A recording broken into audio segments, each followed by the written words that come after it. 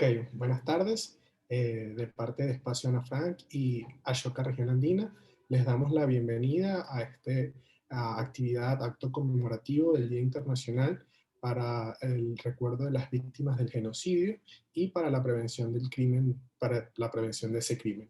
Eh, como sabemos, o para nosotros es importante, mejor dicho, este tipo de fechas porque nos permite pensarnos y crear aún más conciencia y divulgación sobre la importancia de hablar sobre estos temas tan importantes para el día a día de todos nosotros como seres humanos y sobre todo para la labor que llevan organizaciones como Ashoka o Espacio Ana Frank en aras de la reconstrucción del tejido social, por el mantenimiento de la paz y sobre todo por la defensa de los derechos humanos. Estamos justamente hoy en el 72 aniversario de este Día Internacional que se ha escogido porque es la fecha de cuando se generó la Convención para la Prevención del Crimen del Genocidio en 1948.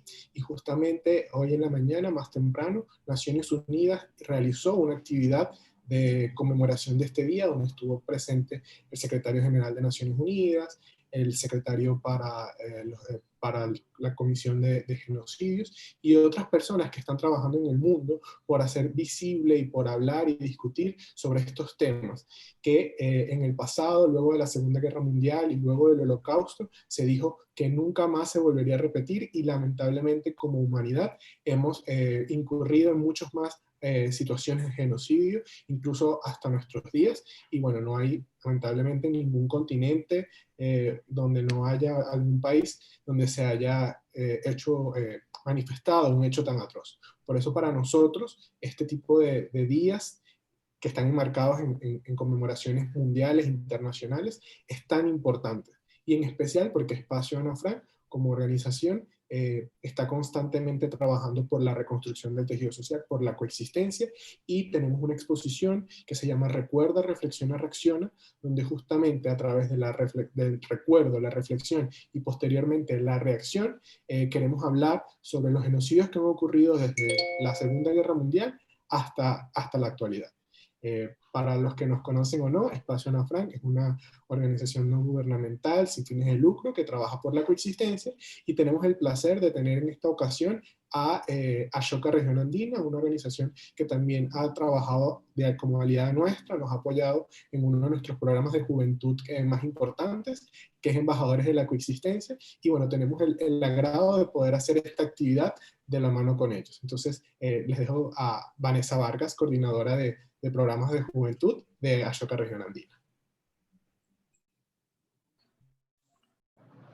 Hola, buenas tardes a todos. Gracias por acompañarnos el día de hoy. Bueno, como ya lo dijo Elías, mi nombre es Vanessa Vargas, soy coordinadora de los programas juveniles de Ashoka Región Andina. Ashoka, para quienes no lo conocen, es una red mundial de apoyo para los emprendedores sociales y también para los jóvenes agentes de cambio.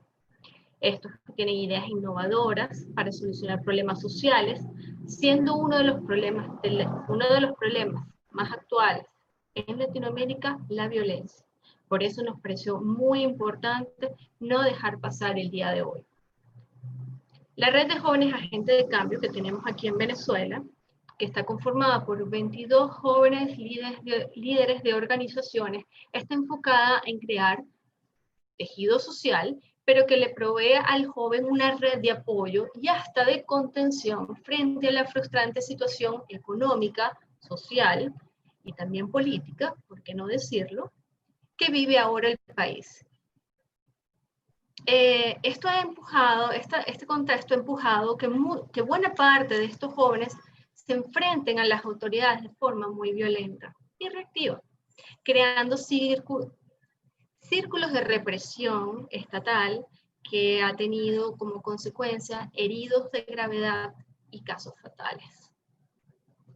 Con esta conversación queremos crear espacios de diálogo para la resolución de conflictos álgidos y poner sobre la mesa las experiencias duras que lograron salirse de esa espiral de la violencia para retomar caminos de paz, de diálogo, creando puentes entre aquellas posturas que parecían irreconciliables. Entonces creo que le voy a dar el pase a Elías para que nos presente el primer invitado de hoy. Muchas gracias. Muchas gracias, Vanessa. Sí, tenemos hoy el placer, el orgullo de contar con uno de nuestros directores, Carlos Armando Figueredo, quien es abogado de la Universidad Central de Venezuela, con un doctorado en Derecho, un curso sobre legislación del Pacto Andino, Derecho Comparado por la Universidad de Estrasburgo, de la Facultad Internacional de Derecho Comparado, doctorado en Ciencias, mención Derecho para el UCB, y ha ejercido como socio en varios bufetes y fundó el escritorio Figueredo y Asociados, ha trabajado en muchas iniciativas privadas, ha sido vicepresidente del Consejo Supremo Electoral, consejero económico de la Embajada de Venezuela en Washington y director principal de la Corporación Venezolana de Fomento. Participó en delegaciones asistentes a conferencias, reuniones y negociaciones internacionales de alto nivel. Se ha desempeñado como docente en pregrado y posgrado del UCB en las universidades Metropolitana y Monte Ávila, con especial dedicación al área de derechos humanos. Por eso y además por haber sido es el traductor del alemán del libro Los juristas del horror de Igno Müller y su traducción del francés, el libro La Italia fascista y la persecución de los judíos de Marie-Anne Mattard-Monouchi. Consideramos que es un ponente ideal, magnífico para poder hablarnos el día de hoy sobre lo que es la importancia de conocer los genocidios en el mundo y sobre todo tener una mirada desde dónde viene esta concepción que la humanidad ha adoptado y por qué es importante abogar y trabajar por esta temática. Entonces le damos la bienvenida a Carlos Armando Figueredo. Buenas tardes a todos y muchas gracias por haberme brindado esta oportunidad de actuar como participante en un conversatorio que tiene muchísima importancia en momentos en que vemos que desgraciadamente el genocidio, después del terrible genocidio que hubo durante el nazismo y lo que hubo antes, como fue el caso de los armenios con los turcos, han seguido saliendo genocidios. Afortunadamente hoy en día eso es un crimen de humanidad, un crimen de genocidio tipificado por el Estatuto de Roma, y hay maneras de poderlo discutir. También es importante que se hable de este tema porque hemos visto que aparece todavía negacionismo. Hay gente que tiene la osadía de decir que la Shoah fue mentira, que no hubo tales muertos. Pero eso se va a acabar, se está acabando, y la importancia que tuvo este primer juicio de Nuremberg contra los jerarcas del nazismo es fundamental porque es algo así como el principio de todo el movimiento de la aplicación de la justicia penal universal y de la justicia internacional penal que es la prevista por el Estatuto de Roma. Ha habido críticas de algunos juristas en cuanto a la forma como se llevaron a cabo estos juicios. Fundamentalmente, Jiménez de Azúa critica, y también Don Dios de Vabre, que fue uno de los jueces del tribunal, porque dicen que también hubo grandes genocidios de la Unión Soviética, pues, y que el estalinismo mató a millones de personas y eso nunca fue castigado, así como otros casos. Y también porque en algunos casos se dice que se están aplicando leyes ex post facto, es decir, con efecto retroactivo, lo que no es totalmente cierto, porque había que hacer algo. Y los cargos que se le formularon a todos a estas personas que fueron juzgados en Nuremberg fue con medio de todos los derechos de defensa y de todas las seguridades que había. Una de las críticas que tal vez se ha hecho a este juicio es que algunos dicen que el juicio de Nuremberg fue un juicio de los vencedores con los vencidos y que el tribunal estaba formado nada más que por las potencias aliadas. Y no se dio parte a otros países. En cambio, otro juicio muy importante, que es el juicio contra los crímenes de los japoneses en Tokio, en que sí se le dio participación a todos los países que habían sufrido la violación de sus derechos y los masacres y los genocidios. Es importante porque a partir de este movimiento sale, en primer lugar, las famosas convenciones de Ginebra contra los crímenes de guerra, que establecen todos los casos de crímenes de guerra protección de los prisioneros, abuso contra las poblaciones, y tienen previsto castigos muy severos a los países que no cumplan con las obligaciones que se estiman en esos tratados. Después también se siguió en materia de jurisdicción penal internacional con varios casos importantes. Uno fue el caso de Eichmann, ¿no?, que fue juzgado en Israel por ser uno de los creadores del genocidio, pues. Y también hubo los famosos casos ya de tribunales que empezaron a conocer en materia de justicia penal internacional, como fue el de Ruanda, con el genocidio que hubo en ese país africano, y también el caso de los Balcanes. Entonces, hoy en día, la conciencia universal es que no se puede permitir que existan delitos tan graves como los de genocidio o los delitos de lesa humanidad que se siguen cometiendo. Y por eso, afortunadamente, existe el Estatuto de Roma, que creó la Corte Penal Internacional y que va a poder juzgar todos esos casos.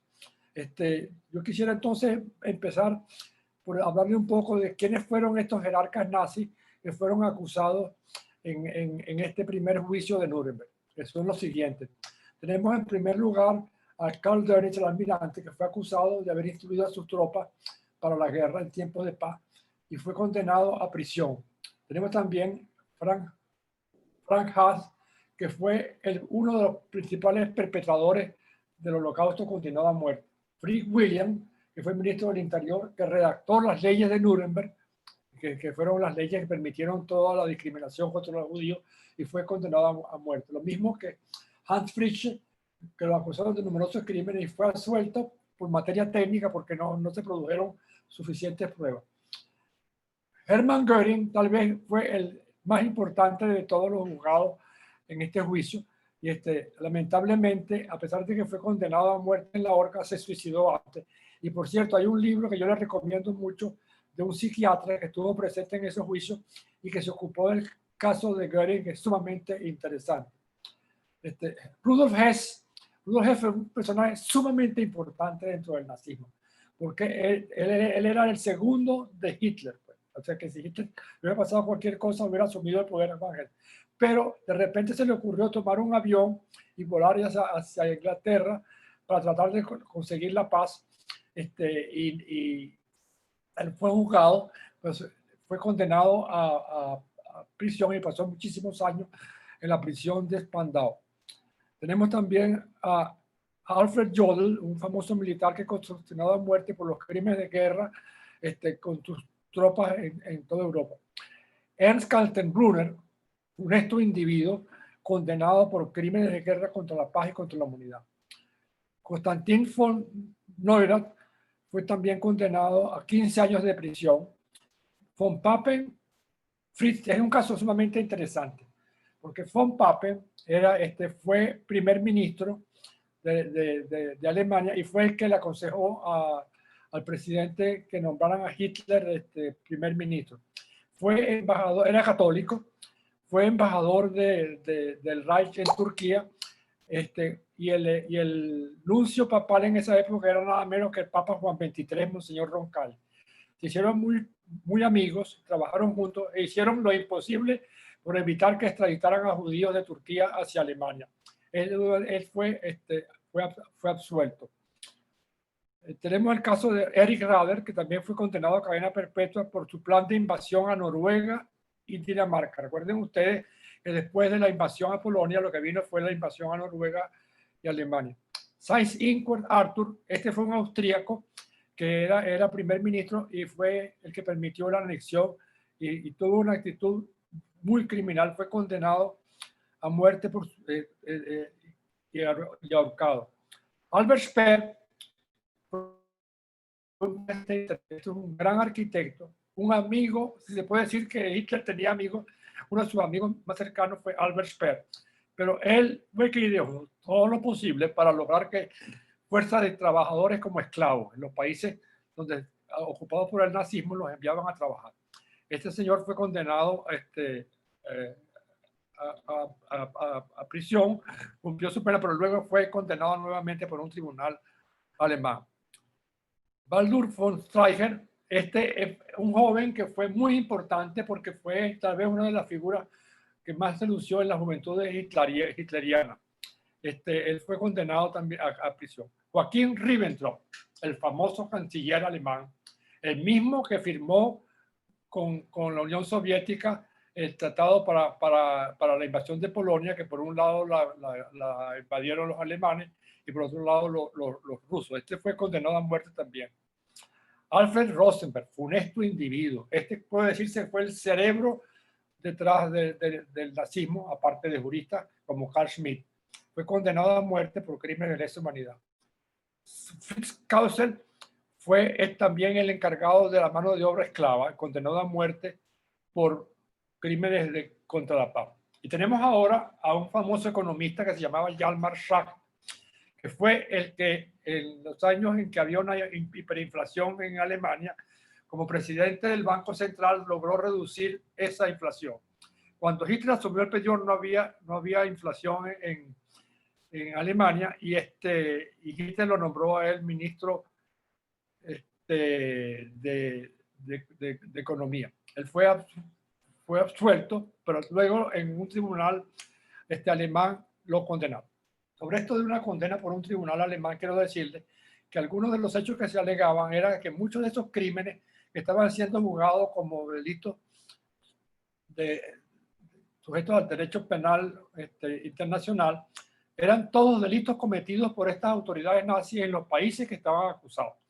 Y muchos se decía que podían ser juzgados en cualquiera de los países, en Polonia, en Francia, en Dinamarca, donde todos los hechos que estaban haciendo eran delitos de acuerdo con la legislación penal de estos países. Y de hecho, muchos de estos acusados y otros que no fueron condenados en los juicios de Nuremberg fueron sometidos a juicio, como el caso en Francia y otros países más en que sí los condenaron. Bueno, con esto quiero decirle que también hubo unos personajes sumamente importantes y muy dañinos que no fueron enjuiciados en Nuremberg. Entre ellos nada menos que Himmler y Heydrich. Por cierto que Himmler, que era de la agencia, y Heydrich, que ese sí fue condenado en Israel, fueron los artífices de la solución final en la conferencia de Wannsee, que querían que se procediera al exterminio total y definitivo de todos los judíos. Y por cierto que el punto de vista de ellos era que fueran puestos a muerte, pero a instancia del que representaba la Cancillería alemana se dijo que no, que la solución final sería a través de enviarlos todos a Siberia, en la seguridad que en el camino morirían de hambre y de enfermedades. Bueno, entonces vamos a pasar a la otra lámina.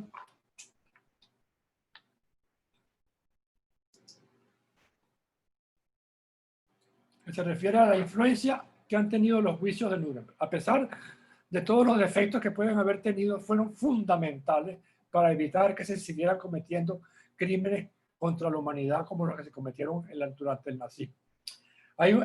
Uno de los principales, el fiscal principal del juicio de Nuremberg fue Jackson. Hay un centro en Estados Unidos que se llama el Centro Jackson, en que se habla de la influencia que tuvieron el juicio de Nuremberg en todo lo que es el derecho penal internacional. Voy a citarle aquí un texto muy importante que está publicado en esta página del Jackson Center. Los juicios de Nuremberg establecieron que toda la humanidad estaría protegida por el derecho internacional, que cada jefe de Estado sería considerado responsable penalmente por agresión y crímenes de lesa humanidad. El derecho de la intervención humanitaria de poner fin a los crímenes de lesa humanidad, incluso por parte de un soberano contra sus propios ciudadanos, surgió gradualmente a partir de los principios de Nuremberg afirmados por las Naciones Unidas. Ya les dije antes de que uno de los aspectos más importantes del juicio de Nuremberg es que de ahí salió lo que se llama la jurisdicción penal universal y luego la jurisdicción penal internacional. Agrega, en este trabajo se agrega que el hecho de saber que lo inadecuado del derecho y el deseo de hacer algo para la aplicación de tales nuevos principios tardó mucho en que se hicieran efectivos. La falta de la comunidad internacional en desarrollar normas vinculantes de derecho penal internacional, que en 1900 quedaron encargados varios comités de las Naciones Unidas de redactar un código de crimen internacional contra la paz y seguridad de la humanidad y las leyes para una corte penal internacional. Ante toda tragedia que significaron para la humanidad, sobre todo durante el siglo XX, la comunidad internacional se afanó en buscar remedios que buscaban prevenir y castigar los crímenes que se cometían en ella y a causa de él. A partir de 1918 surgieron intentos que desgraciadamente fallaron por parte de la Sociedad de las Naciones a partir de iniciativas como la del Pacto Brian-Kellogg, lo que se trató también de hacer contra Italia por lo que había sucedido en Etiopía. Pero fueron los horrores de la Segunda Guerra Mundial, con los genocidios, los más atroces crímenes de lesa humanidad, tanto por el nazismo como por Japón, los que condujeron a que se actuara. Y es así como surgieron los juicios de Nuremberg y de Tokio, a pesar de todas las críticas que se les han hecho, han tenido un efecto extraordinario y una influencia muy importante para evitar que se sigan cometiendo crímenes tan horrorosos como este. Con esto termino mi planteamiento y estoy abierto para cualquier pregunta que quieran hacer.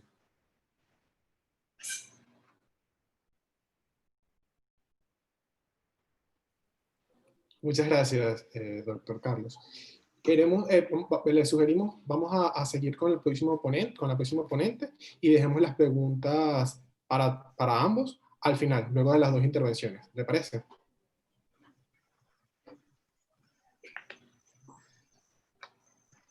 Vale, perfecto. Señor Carlos, sí, yo tengo una pregunta muy interesante para usted, pero se la voy a dejar al final. Ahora tengo el honor y la alegría de presentarles a Pastora Mira, quien es ex concejala, coordinadora del Centro de Acercamiento para la Reconciliación y la Reparación, pero además es líder social desde hace muchísimos años, nacida en el municipio de San Carlos, una región antioqueña de Colombia, que también fue altamente marcada por el conflicto armado. Este conflicto armado estuvo intervenido por guerrilleros, paramilitares y de filiación partidista que, bueno, han amedrentado, extorsionado, agredido, secuestrado y asesinado a miles de personas por muchas décadas en Colombia. San Carlos se vio muy afectado por el conflicto. Y la vida de Pastora, a pesar de haber estado atravesado por esta ruda situación, por este conflicto armado, la ha tocado obviamente muy personalmente, pero ella ha decidido dedicarse y servirle a la comunidad por medio de trabajar en la reconciliación entre las víctimas y los victimarios, impulsar proyectos educativos que ayuden a desmovilizarse a todos estos grupos armados, pero también reintegrándose a la sociedad civil. A Pastora tuvimos el honor, Elías y yo, de escucharla en una formación sobre creación de puentes dentro de una sociedad profundamente dividida y adolorida. Y su experiencia y sabiduría nos pareció tan poderosa que decidimos traerla hoy, porque nos parece vital difundir su mensaje en el contexto venezolano y latinoamericano. Muchas gracias, Pastora, por acompañarnos el día de hoy. Te doy el pase.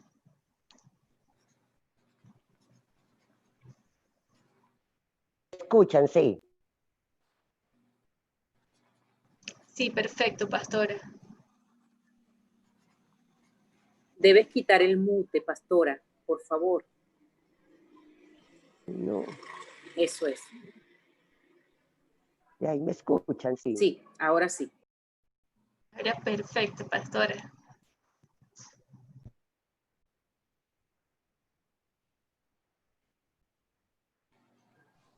No, Pastora, por favor, quita el mute a tu micrófono. Dale un solo clic. Iniciar el audio. Eso es, así está bien. Ya, Está. listo, así está bien. Bueno.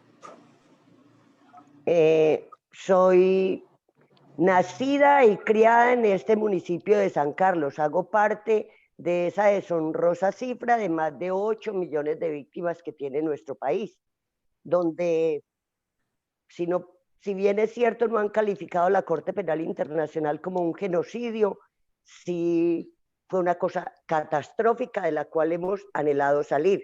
Pues como lo decía, mi historia viene pasada desde mi infancia, por razones políticas, ver asesinar a mi padre cuando apenas éramos unos niños, y continúa la pérdida violenta del primer esposo, los hijos, hermanos, pasados por la desaparición forzada, que es una de las grandes afectaciones del conflicto y de las que no permiten avanzar para hacer un duelo satisfactorio. Pero bueno, cuando a uno le suceden estas cosas, pues le quedan dos caminos. El encerrarnos, ponernos a llorar, o armarnos en iguales o peores condiciones que aquellos que nos atacaron. Pues en la medida Pastora, que...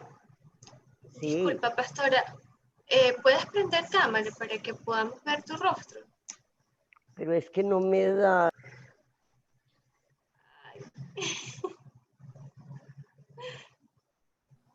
Pastora, creo que silenciaste de nuevo. No, Dale un ya ahí lo clic. activé. Ajá, ahora sí te vemos, pastora. Bueno, Perfecto. yo no observo acá la cámara. Bueno, no sé qué le pasó en estas sesiones de espiritismo a través de la plataforma. Hay veces no nos dejan, otras veces sí. Pero bueno, aquí vamos. ¿Me están escuchando? ¿Me estás escuchando? Sí, sí, Bueno, perfecto, pastora. entonces, Te escuchamos y te vemos. bueno, les iba contando que en esos dos caminos es o el encerrarnos y morirnos de tristeza, llenarnos de trajes negros y la depresión acaba con nosotros, o en la medida que caminamos y vemos seres humanos con iguales afectaciones, con tristezas también por otras circunstancias, pues nos paramos y nos dimos la mano con ellos. Y en ese darnos la mano, pues nos encontramos en el camino personas que habían hecho parte de la orilla que nos habían causado los daños. Y fue una experiencia que me tocó vivir inclusive desde muy niña. Solo tenía 5 años cuando asesinaron a mi padre, pero por allá a los 18 escuché un nombre que me llevaba a ese momento fatídico y su lugar de ubicación, pues me di la tarea de ir a conocerlo, pero ya no encontré un nombre, encontré una piltrafa humana a quien con un pan envenenado podía cegarle la vida. Pero también era padre de un poco de niños que vivían en circunstancias infrahumanas. Y decidí volcar la solidaridad y la empatía hacia esos niños, hacia esa esposa y hacia esa mamá anciana que compartían techo con él. Y empecé a atenderlos y se convirtió para mí en todo un proceso de sanación.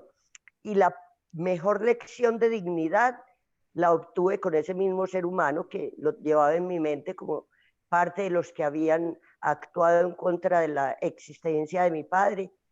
Y fue cuando él se enteró de quién había sido mi padre, y por parte de su madre que me preguntó quién era, y le dije, cuando él escuchó de parte de la mamá que ella le dijo, esta es una de las tantas huérfanas que vos dejaste en este mundo, ese señor inclinó su cabeza hacia adelante y jamás fue capaz de volverme a mirar el rostro. Yo iba 2 veces por semana a curarlo porque ya era una piltrafa humana, le sacaba gusanos de las pantorrillas y a llevarle alimento para sus hijos, a buscar aliados para ayudarle a levantar la casa que la tenía muy mala. Pero yo aprendí de ese señor que la culpa pesa más que el dolor. Entonces decidí desde muy joven que procuraría en mi vida siempre trabajar a través de un principio, que cada acto tiene una consecuencia y que eso mismo se convierte en lo que le iba echando a la mochilita para el paseo de la vida. ¿Qué quería sacar en la mochilita para el paseo de la vida? Culpas o actos de sublime responsabilidad y absoluta conciencia para ir trasegando por este camino del paseo de la vida. Y es así como la vida, claro, me ha presentado un sinnúmero de dificultades, la desaparición de la hija, de mi hermano, el poderlos buscar, encontrarlos, sepultarlos, y luego ahora en esta nueva fase de dolor, de afectaciones, tener la oportunidad también de recoger a uno de los actores armados y brindarle la mano en un acto de solidaridad y tratar de recuperar en ellos la dignidad rota que el conflicto les ha dejado. Porque ténganlo por seguro los que nos escuchan, a quienes les agradezco infinitamente por prestarme en el oído, que nadie que tenga su dignidad sana dañará a otro. he convertido ya este trabajo casi que en la misión de mi vida, y no me imagino un día de mi vida sin tener la oportunidad de servirle a un ser humano. Creo que ese día me iré muy triste y no podría conciliar el sueño, porque mi vida tiene sentido en la medida que pueda ayudar a otros, al menos así sea escuchando la dificultad en que esté. Si no tengo la forma de solucionarla, dos cabezas piensan más que dos. Ese es un gran principio que siempre he practicado, y juntos construiremos rutas que nos llevan a puerto seguro. Este territorio fue un territorio devastado por la guerra, pues de 25.000 habitantes en el momento del desplazamiento salieron más de 19.000, nos quedaron más de 1.000 personas asesinadas, tenemos una base de datos altísima de desaparecidos que todavía seguimos buscando sus cuerpos, acompañando a sus familias, alrededor de 137 víctimas civiles de minas antipersonas, el territorio más minado del oriente, pero gracias a toda esta labor logramos que también fue el primer municipio en Colombia declarado libre de sospecha de minas, porque con todos nuestros habitantes, con los desmovilizados, nos pusimos a elaborar los planos, las rutas que nos ubicaran en esos lugares y a responsabilizar el Estado para que nos respondiera a ese desminado. Hoy tenemos de esa deshonrosa cifra de desplazados, ya tenemos más de 13.500 retornados. No será la vida color de rosas para todos, y máximo en este momento que estamos atravesando esta dificultad mundial de la pandemia, pero sí es un territorio donde la solidaridad y la empatía hacen parte de ese jardín de la humanidad. Considero hoy que con todo, después de la firma del acuerdo de paz, que ya cumplimos 4 años, ahora el 24 de noviembre, que se firmó en La Habana entre los dos actores en conflicto, las FARC y el Estado colombiano, pues la luz que encendió la esperanza de consolidar la paz, hay veces hay vientos muy fuertes que tratan de apagárnosla. Seguimos unos testarudos insistentes y persistentes que le colocamos miles faroles a los lados para tratar de no dejarla apagar. Lo que hoy pasa en el Cauca, en el Chocó, con nuestros indígenas y campesinos, veo que es urgente y hay muchos aliados desde las organizaciones de derechos humanos documentándolo para la comunidad internacional, porque es un genocidio contra nuestros indígenas y nuestros campesinos, y que nuestro deber no es callar, pero tampoco caer al horror de la guerra, de volver a utilizar las mismas herramientas con que nos están atacando. Bien claro lo decía el doctor que me antecedió, que para eso se crearon escenarios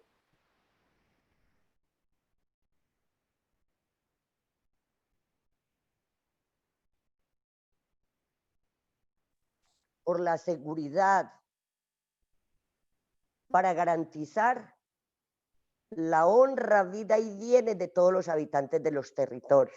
Y ante la Corte Penal Internacional se han documentado ya algunos casos.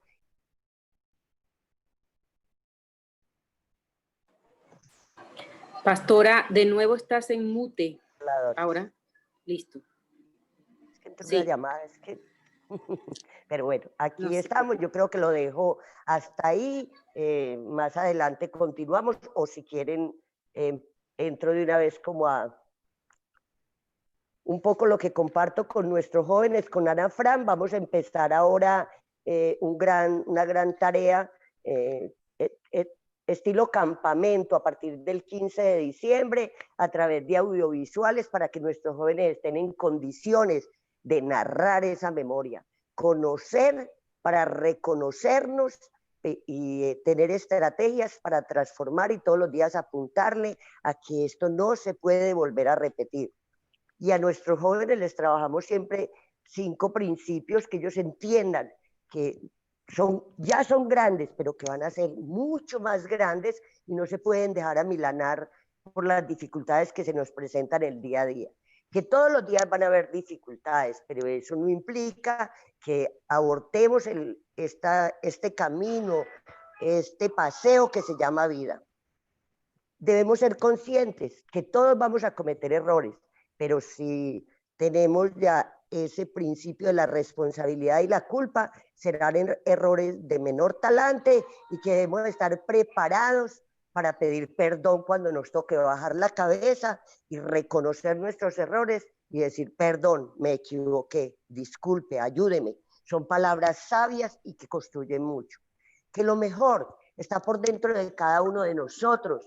Se nos presentarán mil y mil dificultades, veremos mil y mil oportunidades afuera, pero las mejores herramientas las tenemos cada uno delante de nosotros, partiendo por una que se llama voluntad, porque querer es poder, y el que cree, crea, y crea su propio bienestar y su propio espacio de vida. Y aquí estamos para dejar huellas. ¿Qué huella queremos dejar al momento que abandonemos este plano terrenal? No nos llevamos nada. Realmente lo que nos llevamos es lo que dejamos impregnado en los demás seres humanos. La invitación es a que este paseo de la vida llevemos la mochila lo más liviana posible y que nos preparemos para dejar las mejores huellas en las generaciones venideras. Muchas gracias.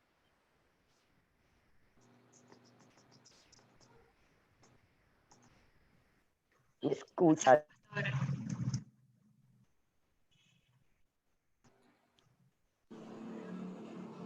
Bueno, Elías, no sé si empezamos con las preguntas. Porque yo tengo dos ya preparadas ahí para los dos ponentes del día de hoy. Sí, adelante. Bueno, esta es una pregunta compuesta y va dirigida a ambos. Porque a veces la historia nos parece lejana, ¿no? Sobre todo a las generaciones más jóvenes. Y eso no permite que podamos hacer como los links sobre las señales, esas señales previas que nos dan ese tipo de regímenes, como lo que el doctor habló del nazismo, ¿no? Entonces, pero también de estas democracias que no son tan fuertes, que crean divisiones sociales, y esas divisiones sociales luego explotan de manera violenta en conflictos armados que duran décadas, como el que ha pasado en Colombia, y que, bueno, nosotros no vamos a estar, y esperemos que no estemos nunca, como al nivel de esas dos sociedades de las que ustedes hablaron, pero sí tenemos conflictos grandes y sí hemos tenido en los años recientes mucha división social y que se ha presentado y se han enfrentado con mucha violencia. Pero entonces, mi pregunta compuesta va: ¿cuáles son esas señales que dan este tipo de regímenes de las cuales deberíamos estar atentos en el momento que suceden? ¿Y cuáles son los aprendizajes que han tenido estas dos sociedades y que nosotros los venezolanos actualmente tendríamos que aplicar en nuestros contextos?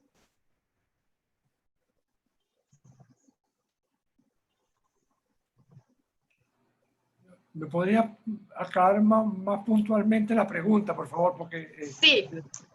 Ajá. ¿Cuáles son las señales? Una, ¿cuáles son las señales que deberíamos estar atentos frente a los regímenes los estados o los gobiernos que están ocupando el poder y que son altamente divisionistas? Y dos, ¿cuáles son los aprendizajes que podemos traer hoy? Comenzaría por decirte que hoy en día uno sabe todo lo que pasa en el mundo en el momento en que sucede, por las redes sociales, por otros medios. Aquí en Venezuela, desgraciadamente, no tenemos manera de saber muchas cosas que están pasando porque no hay prensa libre, no hay televisión, dependemos de las redes sociales y de cómo funciona el Internet. Pero indudablemente que ante esos hechos se han creado una conciencia de qué es lo que se puede hacer y qué es lo que se debe educar para dedicar a esas cosas que están sucediendo. Porque desgraciadamente hay tendencias, como diría yo, a tomar por verdad lo que nos dicen. Es decir, si lo dijo fulanito de tal, eso es verdad. y eso es inaceptable porque nadie tiene la verdad absoluta, y hay que tener capacidad de apreciar lo que se nos dice para actuar en esa forma. Por eso es que contrariamente lo que pasa, vemos lo que llaman los fake news, que la gente los recibe e inmediatamente los distribuye sin tomarse la molestia de buscar cuánto hay de cierto en eso. Pero indudablemente hoy en día hay información suficiente para poder determinar qué se debe hacer y no se debe hacer. Desgraciadamente, vemos que en países como Venezuela no existe una cultura de defensa de los derechos humanos. Como otros países como Estados Unidos y otros, hay una defensa a fondo de los derechos humanos, aquí no. Yo recuerdo que una vez yo le presenté al gobierno un proyecto de programa para enseñanza de los derechos humanos desde el kindergarten hasta todos los niveles, en la policía, en las Fuerzas Armadas. Eso lo metieron en una gaveta. Pero es importante que se sepa qué son los derechos humanos, cómo se violan y cómo se pueden evitar que se sigan violando y qué se debe hacer frente a esas violaciones que hoy en día se saben inmediatamente, al ocurrir de inmediato, en cuestión de segundos. No sé si te contesté tu pregunta. Sí, sí, sí. Muchísimas gracias, Carlos. Bueno. Pastora, estás muteada. Sí, aquí. Ahí. Ahí. Sí. ¿Sí me escucha? Bueno, Sí. vea, yo soy una colombiana que he interpretado estos conflictos basados en dos extremos, que son el conocimiento y la ignorancia, ¿verdad? Ese es el piso donde se para la guerra. ¿Cuál es nuestro deber desde la orilla donde optamos estar? Como lo decía el doctor, la educación. Y no necesariamente tiene que ser a través de la academia, la educación no formal, con grupos poblacionales, donde podamos despertar a nuestros jóvenes el gran interés de conocer sus derechos y desarrollar mecanismos, sin necesidad de que sea a través del conflicto, para hacer valer esos derechos. Y para eso, pues yo trabajo a través del principio de los jóvenes de 5C, jóvenes y seres humanos de 5C, que son jóvenes con conocimiento, o con el anhelo de tener conocimiento, con capacidad de sentido crítico, de compartirlos para tener absoluta conciencia de qué es lo que estamos haciendo, para qué lo estamos haciendo y para quién lo estamos haciendo. Yo creo que si a nuestros niños desde la casa, en círculos pequeños, los círculos de convivencia, las tertulias, hombre, sí, cuando el Estado ayuda es muy bueno y es muy fácil. Yo, por ejemplo, aquí en este centro que lidero, tengo para decirles que el agüita y la luz y el internet y todo, esto es de bolsillo. Y una hojita de papel con un amigo, con el otro y con el otro. Mañana 10 de diciembre tenemos no sé si conmemoración podemos hablar en Colombia de los derechos humanos, pero sí, en la fecha relevante de la promulgación de los derechos humanos, que cumplen 72 años. Y lo primero que hice, quiero que pase bueno, aquí tengo unas hojitas de blog, tengo un material mínimo, unos marcadores, unos vinilos, unos pinceles, para al parque salir a motivar a los niños y a todos los transeúntes a que conozcamos. Entonces ya se antoja otro amigo que dice, yo le puedo dar impresos los derechos para que los sembremos. Aparece el otro que dice, yo puedo intervenir. ¿Ves? Pero desde la sociedad civil, porque si nos sentamos todos a esperar que desde nos llueva desde arriba, del cielo no nos cae sino los rayos del sol y el agua. Y finalmente quienes sufrimos la vulneración somos los de a pie. Entonces yo creo que es un momento de irnos pensando desde abajo hacia arriba. Gracias. Sí, muchas gracias a ambos. Tenemos dos preguntas que han puesto en el chat. De dos de nuestros jóvenes de Espacio Nafran que se han formado como embajadores de la coexistencia. La primera pregunta de Freddy Guerrero creo que va al doctor Carlos. Y dice, luego de más de 60 años de aquellos juicios, ¿cree que aún quedan responsables de la Shoah? ¿Qué queda por hacer en materia de justicia? Y la segunda pregunta, que va dirigida a la señora Pastora, de parte de Luis Rincones. Mi pregunta sería para la señora Pastora. Primero, agradecido por escuchar tan hermoso testimonio. Disculpen. La pregunta sería, ¿cómo desde su experiencia se logra en una comunidad el trabajo en unión y empatía que mencionaba? ¿Cómo desde una sociedad herida por las diversas acciones que vulneran la dignidad humana por parte de actores políticos se logra una verdadera reconciliación?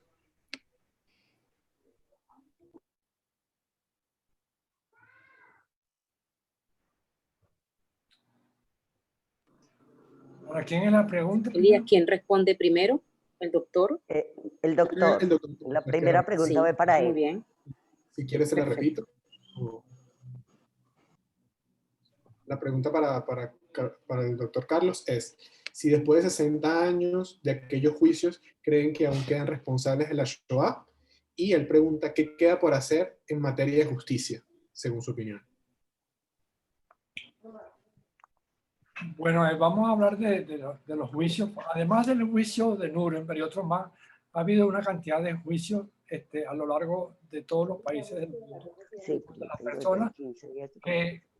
que han cometido delitos graves, delitos de derecho internacional, ya sean delitos de guerra, delitos de genocidio, delitos de violaciones de derechos humanos, y cada día se verán más, y a medida que la conciencia se desarrolle, habrá más y que se forme un concepto claro y preciso de lo que es la justicia, que la jurisdicción penal internacional y la jurisdicción penal universal, que es lo siguiente: cuando un país se comete un delito, el sistema penal de esos países lo tiene tipificado y lo juzgan en sus tribunales penales.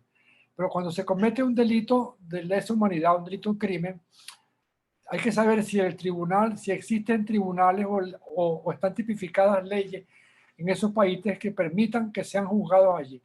Y si no son, por el efecto de complementariedad que está previsto en el Estatuto de Roma, lo juzga cualquier Estado, parte del Estatuto de Roma o la Corte Penal Internacional. Pero la pregunta que ustedes me acaban de hacer me brinda la oportunidad de opinar algo sobre la estupenda intervención que ha tenido Pastora. Y veo que Pastora, al igual que yo, es partidaria del tipo de justicia que debe ser, que es la justicia restaurativa. Porque si sabemos los tipos de justicia que se han conocido hasta ahora, es la justicia distributiva, que es la que viene del derecho, te doy para que me dé. Después la justicia procesal, es que no puede haber justicia sino a través del proceso. Y la justicia retributiva, que es una justicia de venganza. Si tú hiciste un daño, te tenemos que infligir un daño igual al daño que tú infligiste. Y la justicia restaurativa, que es una justicia en que deben tomarse en cuenta los victimarios, las víctimas, la sociedad civil y el Estado, para tratar de buscar soluciones y que no haya impunidad, sino que se retribuyan los daños hechos. En el caso que estamos viendo del tribunal de Nuremberg, estamos viendo que se ha aplicado más que todo la justicia retributiva. A todos estos criminales que cometieron atroces crímenes se les castigó con algo muy fuerte, que es la vida. Yo personalmente no creo en la pena de muerte. Y mucho peor puede ser para una persona que haya cometido delitos, estar condenado a cadena perpetua, que le va a hacer recordar todo el tiempo y sufrir la pérdida de todas las maravillas que tenía porque está metido en una celda, que el hecho que la muerte, que puede ser hasta una liberación. Lo hemos visto, por ejemplo, en el caso de Göring, que prefirió suicidarse antes de ser condenado. Lo vimos en el caso de Rudolf Hess, que estoy seguro que hubiera preferido que lo condenaran a muerte a pasarse más de 30 años en una celda sufriendo horrores de la pérdida de libertad. De manera que la justicia restaurativa es lo que debe privar hoy en día. Y eso es lo que tiene previsto el Código, el Estatuto de Roma de la Corte Penal Internacional, que establece que hay limitaciones a las penas que se deben imponer, y la mayoría de los países hoy en día no aplican la pena de muerte. Yo creo que no es solución, la pena de muerte no arregla nada. Lo que hay que hacer es que aquellos que hayan cometido delitos los retribuyan de las mejores maneras, ya sea reparando a las víctimas, tratando de hacer algo para que no vuelvan a ocurrir esos hechos y para que haya realmente arrepentimiento y que todas las partes que tengan que ver con los crímenes y sobre todo las víctimas, que muchas veces cuando se juzgan a las personas no se toma muy en cuenta la solución de las víctimas. Pero yo sí creo y estoy de acuerdo con el planteamiento que está haciendo Pastora sobre que una justicia como la justicia restaurativa es lo que queremos que se aplique cada vez más.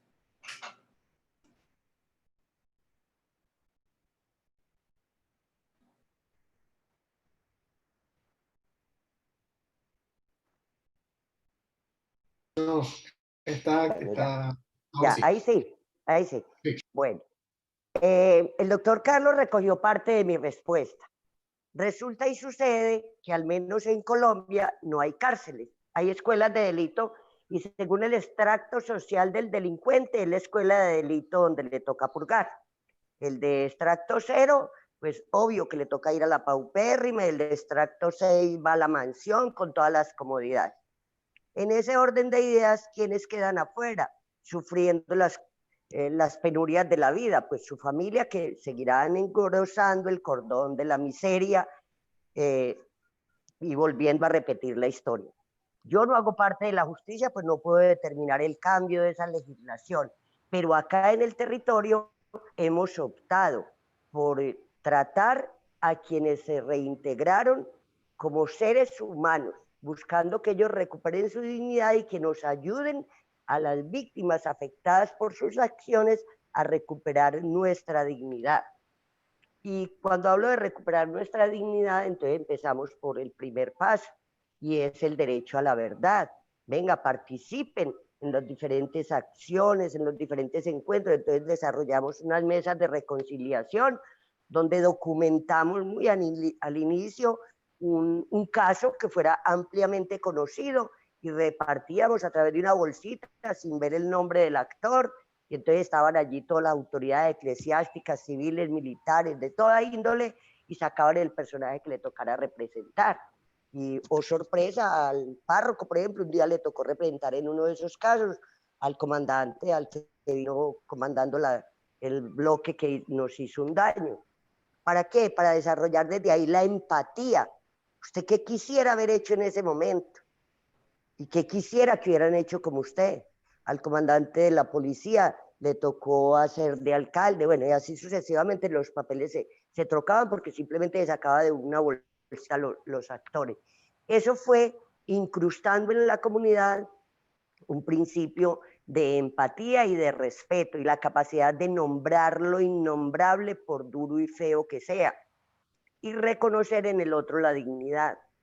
Se fueron dando pequeños pasos a través de esas acciones y mucho trabajo a través de los actos simbólicos. Entonces, Eucaristías con las víctimas y los victimarios para que ellos reconocieran y pidieran perdón públicamente. Elaboración de duelo a través de escritos, que las familias escribieran todo lo que les había afectado, luego llevarlas a los rituales con el fuego, la tierra, para sembrar en ellos plantas hermosas que en algunos eventos armonizados con los valores fuimos y las sembramos colectivamente como símbolo de volver a sembrar la vida en la comunidad, sembrar la confianza, sembrar la solidaridad, sembrar la empatía. Y ahí hemos ido avanzando y por eso nosotros, a pesar de todas las dificultades, hoy tenemos un municipio más tranquilo. Se nos presentaron algunos homicidios al inicio de año y inmediatamente hicimos alertas tempranas al gobierno central departamental para que se realizara consejo de gobierno, para que no nos dejaran volver a crecer el enano, porque no queremos más enanos crecidos. Entonces les cuento esto así como minuciosamente para que se hagan la idea de que no hay que esperar que sea el gobierno el que decrete qué hacer, sino la sociedad civil irnos uniendo como las abejitas, con mucha fuerza, para que entre nosotros mismos aprender el principio de repartir más miel y menos hiel. Y eso lo transfiero aquí como metáfora, repartir menos odio, menos anhelos de venganza, menos posiciones negativas, pero sí sembrar en nuestra comunidad mucha esperanza, mucha capacidad de de confianza en el otro para que haya nuevas oportunidades de unos con otros y viceversa. Yo creo que ahí vamos avanzando. También las mujeres, el trabajo con las mujeres ha sido fundamental. De hecho, en el 2007, a través de un proceso de lenguaje de memoria en clave feminista, las mujeres haciendo memoria, declaramos a las mujeres del territorio lluvia de luz para la paz. Y este es el tercer periodo de Mujer a la Alcaldía. Estamos en el tercer periodo. Porque es también eso, venga a ver cómo podemos nosotros poner eso que vemos que el otro no puso o tapar el huequito que el otro dejó destapado, no solamente señalar y criticar, sino qué puedo hacer yo para corregir lo que vi que el otro hizo mal.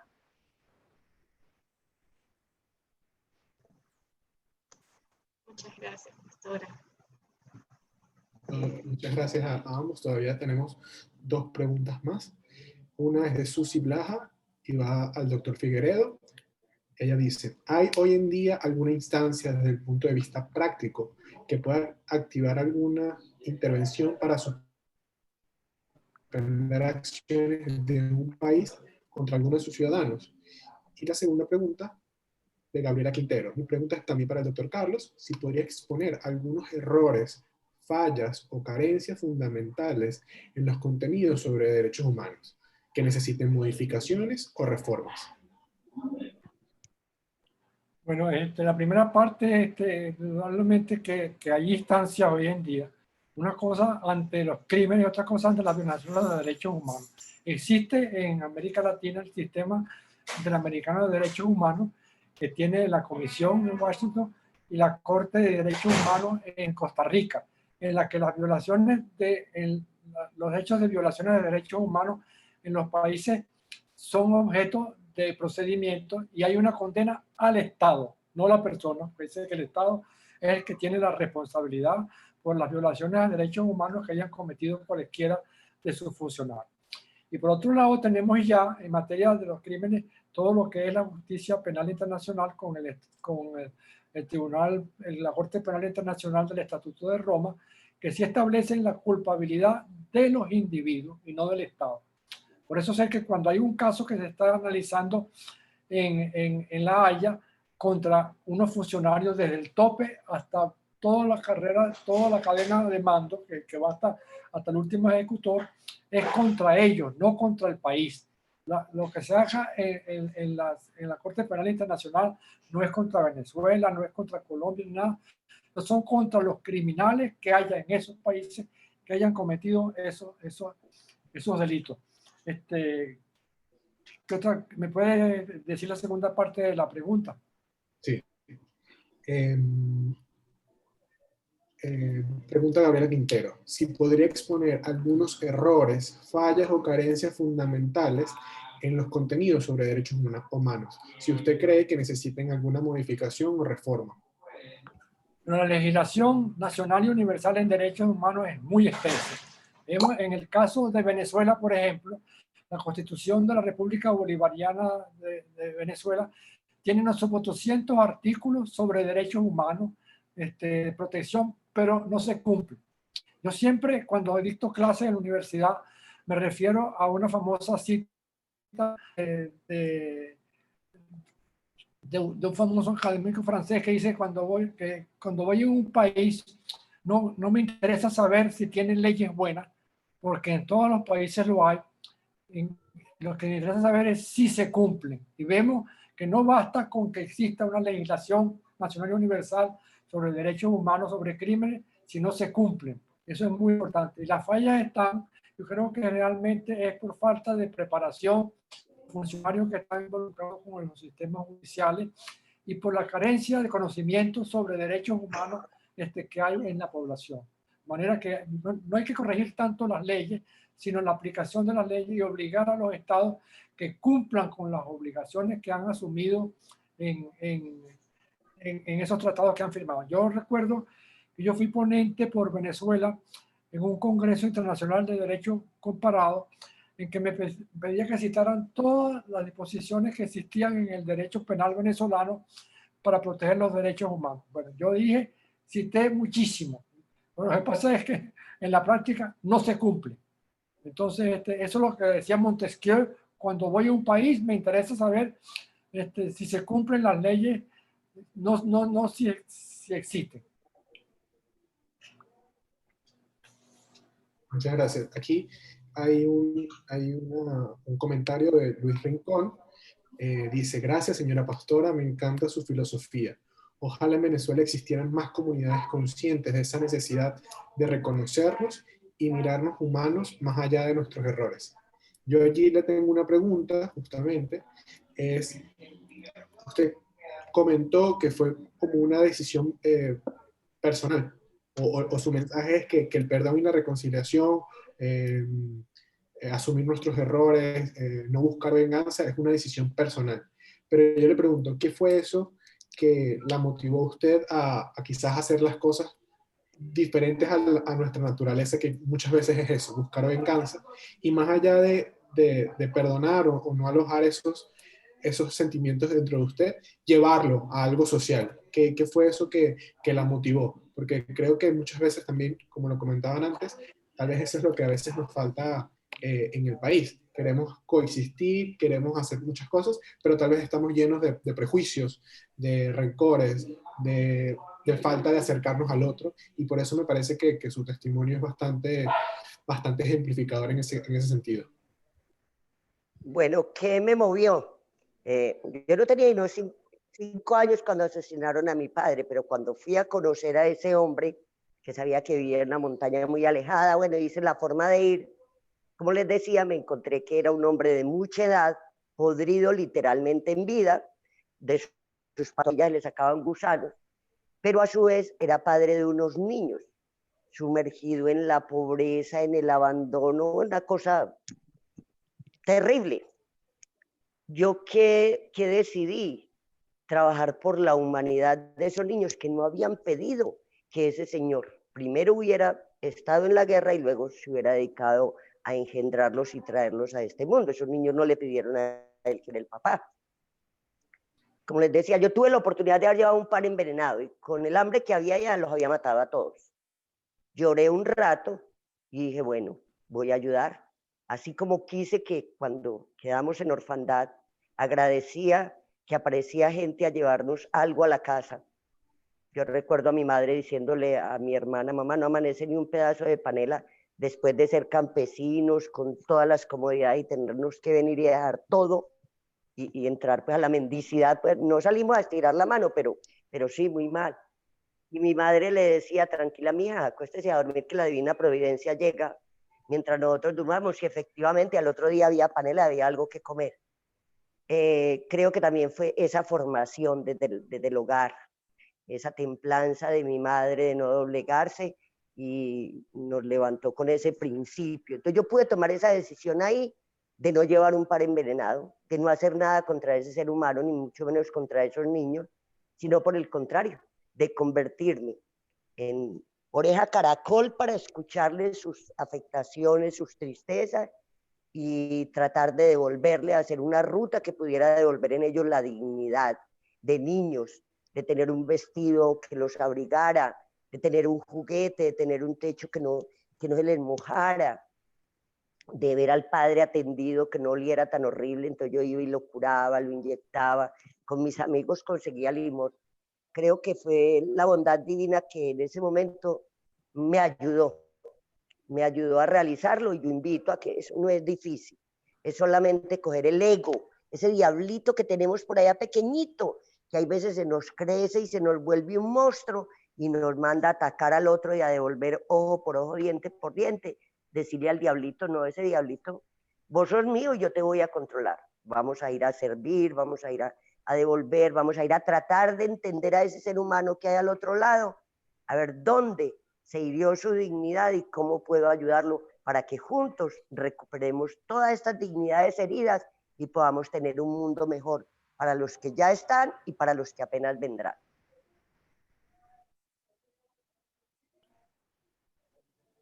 Elías, yo quisiera sobre lo positivo o los aspectos positivos y negativos del juicio de Nuremberg, si me lo permite. Sí, adelante. Y vamos. Bueno, cuando yo dije que había habido algunos opositores que le habían criticado los juicios de Nuremberg, uno de los casos más claros, como yo dije antes, fueron los de Don el Dios de Vabro y de otros más, ¿no? Y es lo siguiente, que la justicia que se aplicó en Nuremberg es una justicia de vencedores contra los vencidos, pero que se pasó por alto completamente de que del otro lado, del lado de los vencedores, se habían cometido crímenes de genocidio horribles, ¿no? Terriblemente. Uno de los casos, por supuesto, más claros fue el de la Unión Soviética con la matanza de Stalin contra los georgianos, contra los de Ucrania y otros países de allí, y los 30 millones de personas que murieron en los gulag, y también por parte de los aliados lo que sucedió en Dresden. El bombardeo de Dresden, murieron miles y miles de personas que eran civiles inocentes y quedó destruido eso. Yo creo que desgraciadamente ese tipo de justicia es justicia de vencedor. Yo creo que si analizamos el juicio de Nuremberg, yo creo que los aspectos positivos superan a los negativos, pero hay que tomarlos en cuenta también. Y lo positivo es que sirvieron de ejemplo y de buscar maneras de que esas cosas no siguieran ocurriendo. Pero hay que ver qué pasa con una justicia de vencedores frente a una justicia de vencidos.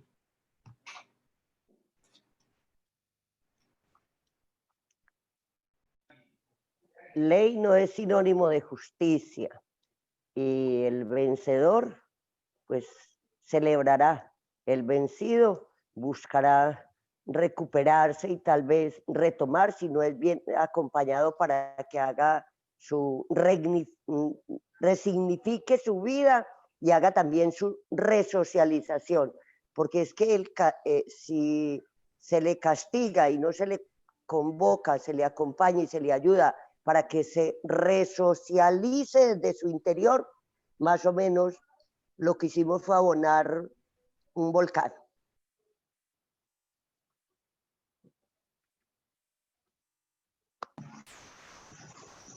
Sí, es que justamente bajo estos espacios lo que queremos es hablar y empezar a crear ese diálogo necesario para crear puentes entre los distintos y entre las víctimas y los victimarios, porque va a llegar un momento en donde nos vamos a tener que encontrar juntos en una misma mesa para dialogar. Sí, yo quería como cierre de la actividad, primero agradecerle a los dos ponentes que nos han dado una visión profunda y conmovedora de este tema que nunca es fácil de abordar, desde lo más por encima, desde las leyes, desde las relaciones internacionales, hasta bueno, la base más profunda, lo que nos toca como personas, como individuos, y ver bueno, que sigue habiendo gente que está trabajando, que está promoviendo estos temas, y que hay mucho que podemos hacer. Evidentemente creo que una de las reflexiones que dijo el doctor Carlos es que, y lo dice también Pastora, es que no podemos esperar a que desde arriba, desde las leyes o desde, no sé, quizás Naciones Unidas o etcétera, se den todas las soluciones cuando nosotros podemos hacer. Y creo que allí es donde comparte el valor o la misma filosofía, quizás Espacio Nafran, Ashoka, CARE y todas estas organizaciones que dicen, bueno, vamos a hacer algo, vamos a apostar por el diálogo, por la reconciliación, por nuestros procesos personales. Y bueno, para nosotros es conmovedor, más que nada, y inspirador saber de esto y saber que existen experiencias en otros países y algo tan cercano como es Colombia, que es un ejemplo de que sí se puede, que sí se están haciendo cosas. Creo que hay unos comentarios para bueno, terminar. Tamara Sigman dice, señora Pastora, qué maravilla de testimonio, muchas gracias por compartirlo, y en definitiva una hermosa enseñanza para la humanidad. La justicia restaurativa, como bien lo dice el doctor Carlos Armando, es una solución de fondo ante el problema social que viven tantos países con el tema de la miseria. Gracias a ambos. Y Judith Blasón dice, señora Pastora, qué extraordinario su relato y enseñanzas de vida sobre los procesos de paz. Yo quisiera, quizás, para terminar esta actividad, quizás que nos pudieran dejar con una frase, con una palabra, con un mensaje con respecto a este día de la conmemoración de las víctimas de los genocidios y la prevención de ese crimen. ¿Qué todavía, qué nos pueden dejar ustedes de su experiencia cada uno para que sigamos trabajando por estos temas?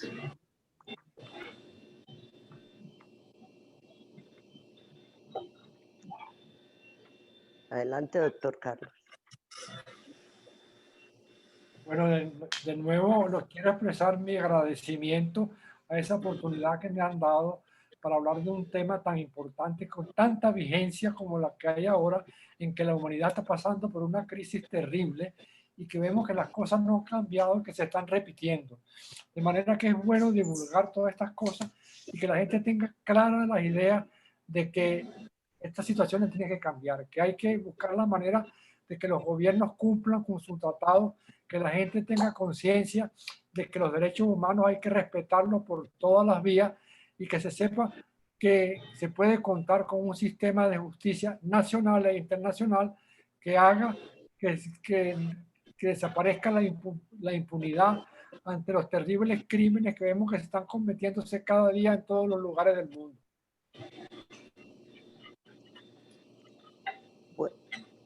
Por mi parte, les dejo una reflexión. Para transformar el mundo se requieren sujetos políticos y críticos, y esto solo se logra a través de la educación, con herramientas muy pertinentes como son el arte y la cultura para poder socializar y llevar a otros e irlos convenciendo. Gracias, feliz tarde. Y Vanessa, no sé si tienes alguna otra palabra, pero quisiera, si no tienes más que decir, darle la palabra a nuestra vicepresidenta Ilana Becker, que bueno, va a decir unas palabras de cierre, pero no sé si tienes algo más que decir, Vanessa. No, solo 4 palabras. Conocimiento que me quedaron, me resuenan de la conversación del día de hoy. Es conocimiento, memoria, justicia restaurativa y verdad. Ahora sí. Listo. Bueno, la verdad que tengo que agradecerles muchísimo a los dos ponentes de hoy, el testimonio, pastora, fue tan sentido, tan sensible que bueno, todos quedamos sumamente conmovidos, no solo por lo que usted pasó, sino cómo lo afrontó. Creo que todos hemos aprendido hoy de que no es el qué, sino el cómo se afrontan las cosas. Y bueno, Carlos Armando, sigo siendo tu admiradora, fundador y director de Espacio Ana Frank, de verdad que tan profesional todo lo que nos dices. Y como bien dices tú, ojalá eso llegue realmente a donde tiene que llegar para que se haga justicia en el mundo. Así que no cabe la menor duda de que todos hemos aprendido muchísimo el día de hoy. Bueno, yo para cerrar, ya que estamos en diciembre y ya se nos acerca pues el fin de año y el año que viene, nosotros tenemos una actividad que tiene que ver con todo esto, porque transcurridos los 75 años de la Segunda Guerra Mundial, Espacio Ana Frank los invita a todos el 27 de enero a In Memoriam, que es el Día Internacional de la Conmemoración Anual en memoria de las víctimas del Holocausto. Vamos a presentar una película, un documental que se hizo en Venezuela acerca de cómo fueron recibidos 2 barcos de refugiados antes de que comenzara la Segunda Guerra Mundial en Venezuela, después de una travesía de casi meses en el Caribe, buscando qué puerto los recibe. Y por lo tanto es también mucho que aprender de la valentía que tienen algunos de levantar su voz y saber qué hacer cuando hay necesitados a su alrededor. Ese es el 27 de enero y luego en febrero vamos a tener varias actividades que tienen que ver con los genocidios, porque de nada nos sirve recordar el Holocausto si no vemos los genocidios que se hicieron posteriores al Holocausto. Es decir, tenemos que seguir trabajando, Este es un camino que no cesa, y en el camino del bien, y por supuesto seguir haciendo estas cosas, como dice la señora pastora, para concientizar a la gente, culturizar a la gente en base a lo que, a lo que debe ser, al deber ser de la humanidad. Bueno, muchísimas gracias a todos y hasta la próxima. Chao, hasta la próxima. Hasta luego, muchas Hasta gracias. luego, muchas gracias. Excelente. Bueno, muchísimas gracias.